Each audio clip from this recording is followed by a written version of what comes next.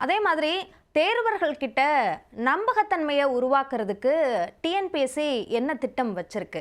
TNPSC தேர்வு நடத்துவதிலேயே நம்ம தொழில்நுட்பத்தினுடைய பயன்பாடு. அத நீங்க எடுத்துக்கிட்டீங்கன்னா, ஒவ்வொரு ஏரியாவுலயும் அந்த அறிவிப்பு மென்பொருள்னு சொல்றோம் இல்லையா? அங்கருந்தே நெறைய விஷயங்கள் அந்த ஒரு முறை பதிவு, அது வந்து 5 ஆண்டுகளுக்கு வந்து வேலிடா இருக்கும். அதே மாரி ஆன்லைன் விண்ணப்பம், தேர்வு மேலாண்மை அமைப்பு, அந்த என்டயர் எக்ஸாமினேஷன் மேனேஜ்மென்ட் சிஸ்டம். அதுக்கப்புறம் ரேண்டமைசேஷன் எல்லா லெவல்லயும் இப்ப நம்ம வந்து ரேண்டமைசேஷன் கொண்டு வந்துட்டோம். எந்த விதத்திலயும் ஒரு பயஸ் வந்துறக்கூடாது அப்படின்றதுனால அந்த ரேண்டமைசேஷன். அடுத்தது வந்து கண்காணிப்பு மென்பொருள்.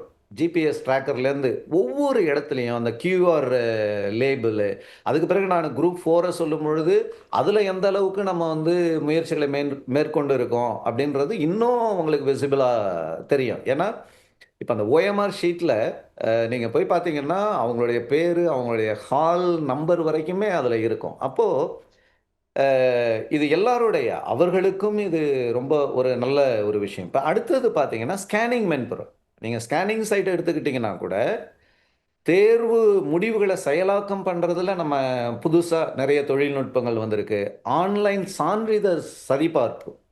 இப்போ முதல்லலாம் வந்து அவங்க எல்லாம் வரணும் நேரா, இப்படியெல்லாம் இப்ப எதுவுமே கிடையாது. எல்லாத்தையுமே வந்து டிஎன்பிஎஸ்சி தன்மேல் அந்த பொறுப்புகளை எடுத்துக்கொண்டுள்ளது.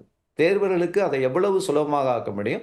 அடுத்தது வந்து இப்போ ஆன்லைன்ல 2 பேருக்குமே அதுல இந்த இன்டராக்ஷன் இருக்குது.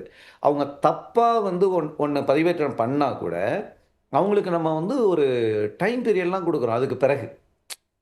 நேரா வந்தப்போ ரிஜெக்ட் பண்ணதை விட இன்னைக்கு ஆன்லைன்ல அவங்க குடுத்துட்டு ஒரு 7 டேஸ், 14 டேஸ் அப்படின்னு டைம் குடுத்து, நீங்க இதெல்லாம் தப்பா பண்ணியிருக்கிறீங்க.